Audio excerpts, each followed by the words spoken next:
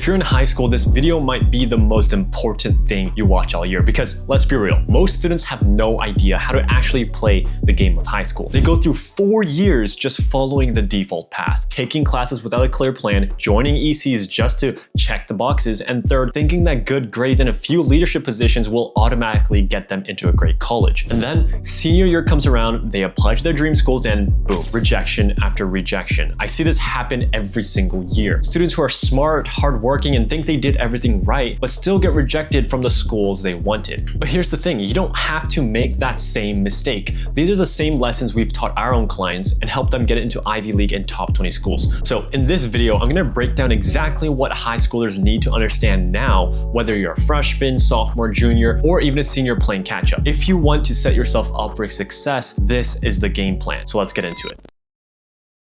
But first, we have to understand why this even matters. The biggest mistake high schoolers make is assuming college admissions is a fair, straightforward process. You think, if I get good grades, I'll be fine. If I do a lot of extracurriculars, I'll stand out. If I score well on the SAT, I'm set. That's completely the wrong perspective because colleges aren't just looking at what you've done. They're looking at how you compare to other applicants in the same pool. If you're applying to highly competitive schools, for example, your good grades and solid extracurriculars don't mean much when thousands of other applicants have the same exact thing, if not better. And that's why so many students who are qualified still get rejected. So the things that actually matter is first, how you position yourself in your application. Second, whether you show depth, not just breadth in your activities. And third, if you stand out with a clear personal narrative. If you don't understand these things before senior year, you're already playing from behind. So let's talk about what you should actually be doing. Let's start with foundation, your classes and GPA. Every high schooler knows grades are important, but what they don't realize is that colleges don't just look at your overall GPA. They look at your course rigor. If you're aiming for top schools and taking the easiest possible classes just to get a 4.0, you're already at a disadvantage. These top colleges want to see that you can challenge yourself and actually do well. This means taking AP, IB,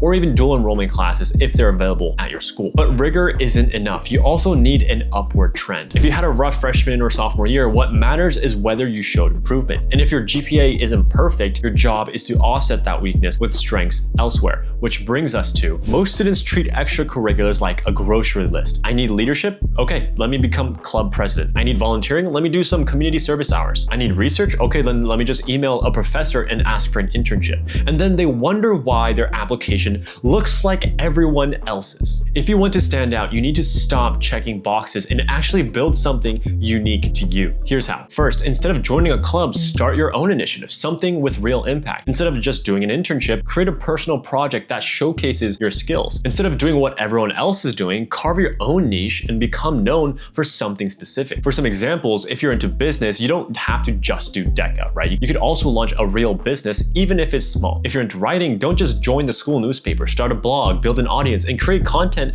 that actually gets seen. Don't just do research, create a project, document your work, and share it online. But let me be very, very clear to you. Having a different extracurricular is great, but it doesn't matter if it doesn't have impact. A lot of students think they're unique just because they started a project or launched a new club. But colleges don't just care about what you started, they care about how far you took it. And the best way to show impact is through metrics. Saying I started a tutoring program compared to I built a tutoring program that helped 150 plus students across 3 different schools is much, much different. How about this one? It's saying I launched a website about climate change compared to I built an online platform with 10,000 plus monthly readers discussing climate policy is much, much different as well. Do you see the difference? One sounds impressive while the other proves that it's impressive. And this is exactly why you can't just create a project over a weekend and expect it to be meaningful. Because when I say document your project and share it online, I don't mean to throw something together last minute. I mean to start early, ideally freshman or sophomore year, so you actually have time to grow it into something significant. And again, I'm saying all this stuff of getting all A's in AP classes and doing all these extracurriculars as if it's easy. It's not, right? It's not supposed to be easy. It took me almost 10 months,